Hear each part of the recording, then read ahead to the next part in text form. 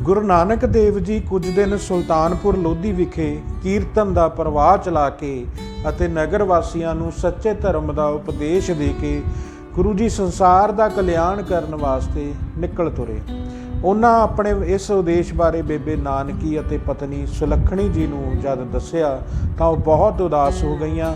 ਬੇਬੇ ਨਾਨਕੀ ਦਾ ਪਿਆਰਾ ਵੀਰ ਉਸ ਦੀਆਂ ਅੱਖਾਂ ਸਾਹਮਣੇ ਹੀ ਇੱਕ ਪੂਜਨਿਕ ਹਸਤੀ ਬਣ ਗਿਆ ਸੀ। ਰਾਏ ਬੁਲਾਰ ਅਤੇ ਬੇਬੇ ਨਾਨਕੀ ਪਹਿਲੇ ਦੋ ਵਿਅਕਤੀ ਸਨ ਜਿਨ੍ਹਾਂ ਨੂੰ ਇਹ ਪਤਾ ਲੱਗ ਗਿਆ ਸੀ ਕਿ ਨਾਨਕ ਨਿਰੰਕਾਰੀ ਰੂਪ ਹੈ ਅਤੇ ਉਹ ਇਸ ਸੜਦੀ ਬਲਦੀ ਦੁਨੀਆ ਨੂੰ ਸ਼ਾਂਤ ਕਰਨ ਵਾਸਤੇ ਆਏ ਹਨ। ਇਸ ਲਈ ਉਸ ਨੂੰ ਇਹ ਫਖਰ ਸੀ ਕਿ ਉਸ ਦਾ ਵੀਰ ਅਕਾਰਤ ਹੀ ਪਰਿਵਾਰ ਨੂੰ ਛੱਡ ਕੇ ਨਹੀਂ ਜਾ ਰਿਹਾ, ਬਲਕਿ ਉਹ ਲੁਕਾਈ ਨੂੰ ਪ੍ਰੇਮ ਦੀ ਸਿੱਖਿਆ ਦੇਣ ਲਈ ਜਾ ਰਹੇ ਸਨ। ਗੁਰੂ ਸਾਹਿਬ ਨੇ ਉਹਨਾਂ ਨੂੰ ਦਿਲਾਸਾ ਦਿੱਤਾ, ਅਸੀਂ ਸਭ ਜੀਵ ਪਰਮਾਤਮਾ ਦੇ ਆਸਰੇ ਹਾਂ। ਪਰਮਾਤਮਾ ਸਭ ਦੀ ਪਾਲਣਾ ਕਰਦਾ ਹੈ, ਉਹ ਤੁਹਾਡੀ ਵੀ ਪਾਲਣਾ ਕਰੇਗਾ। ਮੈਂ ਕਿਤੇ ਦੂਰ ਨਹੀਂ ਚੱਲਿਆ, ਸਦਾ ਹੀ ਤੁਹਾਡੇ ਪਾਸ ਹਾਂ।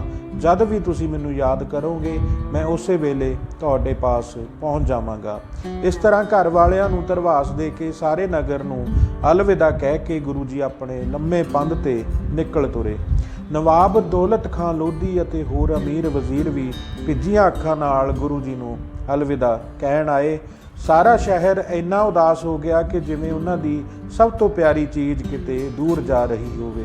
ਸੁਲਤਾਨਪੁਰ ਲੋਧੀ ਤੋਂ ਚੱਲ ਕੇ ਗੁਰੂ ਜੀ ਨੇ ਬਿਆਸਾ ਨਦੀ ਨੂੰ ਪਾਰ ਕੀਤਾ ਤੇ ਉਸ ਉਜਾੜ ਵਾਲੇ ਸਥਾਨ ਤੇ ਜਾ ਬੈਠੇ ਜਿੱਥੇ ਅੱਜ ਕੱਲ੍ਹ ਗੋਇੰਦਵਾਲ ਸ਼ਹਿਰ ਵਸਦਾ ਹੈ। ਗੁਰੂ ਜੀ ਨੇ ਇੱਕ ਸੰਘਣੇ ਰੁੱਖ ਦੇ ਹੇਠਾਂ ਡੇਰਾ ਲਾ ਲਿਆ।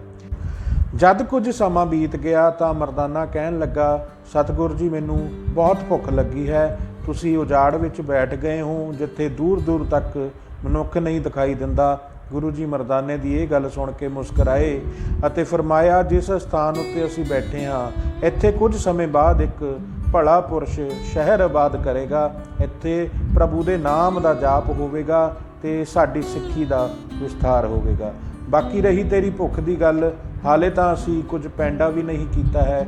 ਅਸੀਂ ਬਹੁਤ ਲੰਮੀਆਂ ਯਾਤਰਾਵਾਂ ਕਰਨੀਆਂ ਹਨ। ਤੈਨੂੰ ਕੁਝ ਸਬਰ ਸੰਤੋਖ ਤੋਂ ਵੀ ਕੰਮ ਲੈਣਾ ਪਵੇਗਾ। ਗੁਰੂ ਜੀ ਉੱਥੇ ਬੈਠੇ ਹੀ ਸਨ। ਉਸ ਜ਼ਮੀਨ ਦਾ ਮਾਲਕ ਆਪਣੇ ਖੇਤਾਂ ਵਿੱਚ ਫੇਰਾ ਮਾਰਨ ਆਇਆ। ਉਸ ਜਦ ਵੇਖਿਆ ਕਿ ਉਸਦੇ ਖੇਤ ਵਿੱਚ ਦੋ ਸਾਧੂ ਆਰਾਮ ਕਰ ਰਹੇ ਹਨ ਤਾਂ ਉਹ ਆਪਣੇ ਘਰ ਨੂੰ ਮੁੜ ਗਿਆ। ਘਰ ਵਿੱਚੋਂ ਕੁਝ ਪ੍ਰਸ਼ਾਦੇ ਅਤੇ ਦੁੱਧ ਲੈ ਕੇ ਗੁਰੂ ਜੀ ਪਾਸ ਹਾਜ਼ਰ ਹੋ ਗਿਆ। ਗੁਰੂ ਜੀ ਨੂੰ ਬੰਦਨਾ ਕਰਕੇ ਉਸ ਬੇਨਤੀ ਕੀਤੀ, ਸੰਤ ਜੀ ਮੈਂ ਕੁਝ ਅੰਨ ਪਾਣੀ ਅਤੇ ਦੁੱਧ ਲੈ ਕੇ ਆਇਆ ਹਾਂ, ਕਿਰਪਾ ਕਰਕੇ ਸੇਵਨ ਕਰੋ। ਗੁਰੂ ਜੀ ਨੇ ਉਸ ਪਾਸੋਂ ਦੁੱਧ ਅਤੇ ਪ੍ਰਸ਼ਾਦੇ ਲੈ ਲਏ ਤੇ ਉਸ ਮਨੁੱਖ ਨੂੰ ਕਹਿਣ ਲੱਗੇ, ਪੁਰਸ਼ਾ ਤੇਰਾ ਕਿਹੜਾ ਪਿੰਡ ਹੈ? ਉਸ ਮਨੁੱਖ ਨੇ ਦੱਸਿਆ ਕਿ ਉਹ ਵੈਰੋਵਾਲ ਦਾ ਰਹਿਣ ਵਾਲਾ ਹੈ। ਗੁਰੂ ਜੀ ਨੇ ਫਿਰ ਪੁੱਛਿਆ, ਪੁਰਖਾ ਇਹ ਜ਼ਮੀਨ ਤੇਰੀ ਹੈ?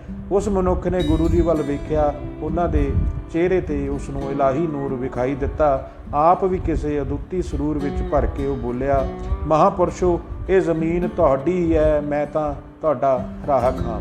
ਸਤਿਗੁਰ ਜੀ ਇਹ ਉੱਤਰ ਸੁਣ ਕੇ ਬਹੁਤ ਪ੍ਰਸੰਨ ਹੋਏ ਅਤੇ ਕਹਿਣ ਲੱਗੇ, ਕਿਸੇ ਦਿਨ ਤੇਰੀ ਇਸ ਜ਼ਮੀਨ ਉੱਤੇ ਇੱਕ ਸੁੰਦਰ ਸ਼ਹਿਰ ਵਸੇਗਾ ਅਤੇ ਤੂੰ ਆਪਣੇ ਇਲਾਕੇ ਦਾ ਵੱਡਾ ਸਰਦਾਰ ਬਣੇਗਾ।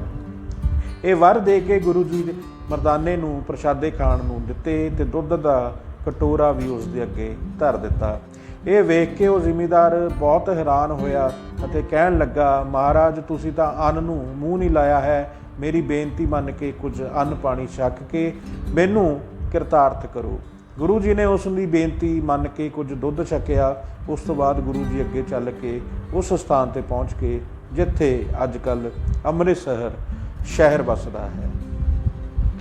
ਸੋ ਇਸ ਤਰ੍ਹਾਂ ਜਿਹੜਾ ਗੁਰੂ ਨਾਨਕ ਦੇਵ ਜੀ ਨੇ ਦੁਨੀਆ ਨੂੰ ਤਾਰਨ ਲਈ ਆਪਣੀਆਂ ਉਦਾਸੀਆਂ ਦੀ ਸ਼ੁਰੂਆਤ ਕੀਤੀ ਸੀ। ਵਾਹਿਗੁਰੂ ਜੀ ਕਾ ਖਾਲਸਾ, ਵਾਹਿਗੁਰੂ ਜੀ ਕੀ ਫਤਿਹ।